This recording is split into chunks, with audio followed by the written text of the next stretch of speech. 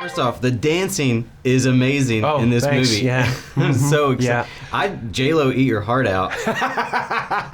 I was like, wow, look at him go. I didn't know you could drop it down so low. Oh, you know, I have to sometimes. Yeah, it's all in there.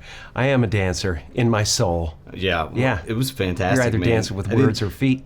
So there's obviously an evolution to Robotnik during the movie, and at the end, you shave the head, you have a huge mustache. Yeah, is there man. any chance in the sequel we see that continue and you become fatter Robotnik? I think that we're going to see the whole thing happen, and that's my hope, and I've already spoken to the powers that be, and I'm a spewer. I just spew 1,000 ideas, and they take the ones that fit and throw the rest out, and I use them later. So he's going to be evolving, and it'll be really fun to concoct the reasons why. Yeah, you won't be able to dance like that anymore. That's I'm going to have many my calories. dance. I'm going to have my dancing, for sure. So this isn't I will the have first my moment. time that you've played just a brilliant supervillain. So who do you think's more sinister, Robotnik or the Riddler?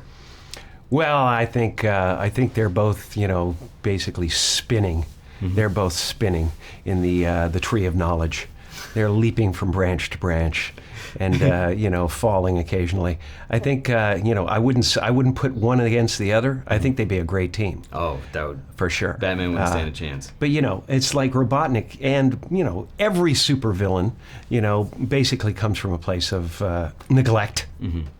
A feeling of absolute worthlessness, that manifests itself in magnificent creations that are designed to control the world, put their brand on everybody, and maybe even get inside your bloodstream with some nanotechnology occasionally. So now that CGI has come so far along, what are the odds that we get a proper sequel to The Mask? I don't think in terms of sequels and stuff like that. I mean, this one is kind of is ripe for it because we have not evolved the character fully yet. The Mask, I think myself, it would depend on a filmmaker. So you're telling me there's a chance?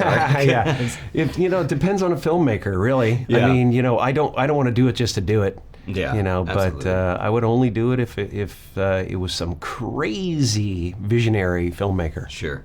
This is last question. Yeah. After Ace Ventura, I've just been personally curious, how many people tried to talk to you with their butt cheeks?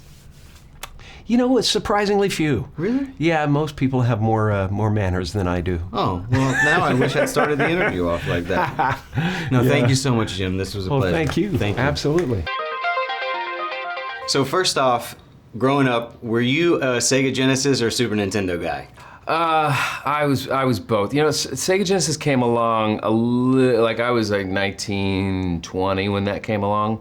So the peak of my video gaming was probably around the original Nintendo. Yeah. And it was even Atari and television and things like that. But I did get into Sonic, and I did once the Sega Genesis came out. It was like a much faster engine. Everything, especially with this game, it just happened quicker. And the side-scrolling thing just was like, holy cow, and this character had super speed, and it was like, okay, this is, like a drug. I can continue doing this all day long. So I love them all. I just, but I was focusing more on my career when Sonic came out. Thank God. Otherwise I wouldn't have done anything but stay at home and play the game. Right. So this is something I'm kind of curious about is who did you find more difficult to work with on set? Was it Sonic or the Easter Bunny? Because I heard EB's kind of a dick. I don't know. Right? Yeah. It's great because I can kind of create whatever the character, I can make them whoever I want them to be. Yeah. And they both had the similar trait, which was silence. They would never talk back. So I usually got on pretty well with them because they were never there. Yeah. Right. So on set though, you've done some stuff with some real comedy giants. Like you've worked with Will Ferrell and now Jim Carrey. Like how daunting can that be to go toe to toe with guys like that? I mean, I try not to get myself caught up in the nerves of it all, and I let the excitement take over. Yeah. These are just comedic heroes of mine, and and they're also the most generous people too, right? Like really smart comedians. They don't try to just take the limelight. They set you up. Mm-hmm. It's a complimentary exercise, especially Will and those guys on on Anchorman. Watching them all work, it was like they would tee each other up for jokes, right? So that's what improv is, right? It's not just about like, I want to be the funniest. It's a very generous exercise. So seeing, Jim do his thing and throw something back to me, and then like I get to be funny because of what he said, it's a really cool thing. So I get excited working with these giants. So I'm a huge fan of Westworld, loved it.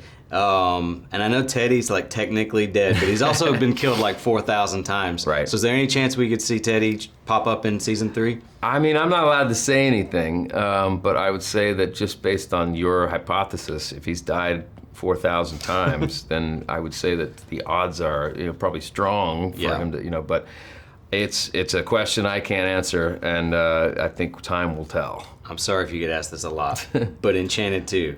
Oh, right, another one that the odds are probably less so on that because they've been talking about making that movie for a while, but I hope so. I hope we make it. I think they're trying to get the script right, and I think Amy is interested, and we haven't really spoken about it, but I keep hearing about it, but I also know, we've been fooled before that it was going to happen. It didn't happen. We should do it before we get too long in the tooth. Yeah. Last question. So now that Disney's got the X-Men characters, right? And they're probably going to reboot that pretty soon. If an opportunity presented itself and you got an opportunity to join that franchise again, is there any other characters outside of Cyclops that maybe you'd be interested in playing? Sure, but it might be weird it'd be one thing to sort of rejoin Marvel or rejoin, DC or something like that, but to actually rejoin the X-Men as a different character might feel a little strange. But I would be open to it. I mean, that was a world I have great respect for, and very grateful to be a part of that family for a long period of time. And it's one of the most special moments in my career, and would totally be open to that. Awesome. Thank you, man.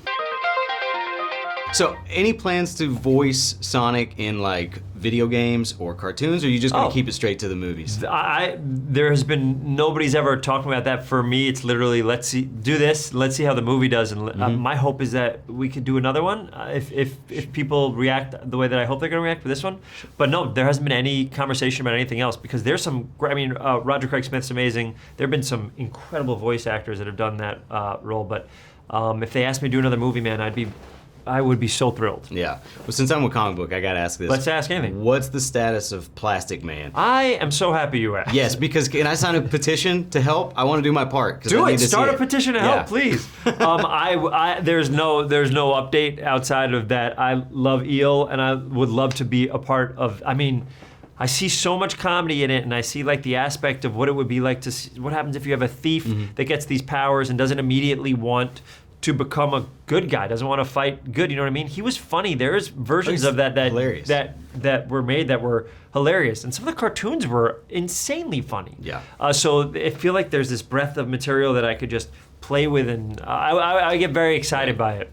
So there's been some rumors floating around that there might be a Parks and Rec reunion on Peacock. It just give me some Is there? hope. I don't know. Oh no, nobody's contacted me. I'm so sorry. What about just a Jean-Ralphio? I would do if Mike spin-off? Schur wanted me to do anything, I would do anything for Mike Schur. That's great. I'm working with Greg Daniels now, who helped create the show as well on Space Force. Yeah. And it just makes me happy that I'm that much closer to that family. I just want to see it so bad. I can't. Even just Is that a rumor Super also? Bowl I'd be commercial. very That's excited. what I've heard, or maybe I just started it to try. I'll be to the get last one to something find out and the first one to be there. That's fair enough. Yeah. Okay, this is a personal question, and I'm really sorry if it's too personal, but have you ever touched Ron Swanson's mustache? Oh, of course. I call him Mustache. I think there is takes where I did that and I get slapped. I had to have. Playing with him was the best because if you make Nick crack, he laughs like a very little baby. He goes.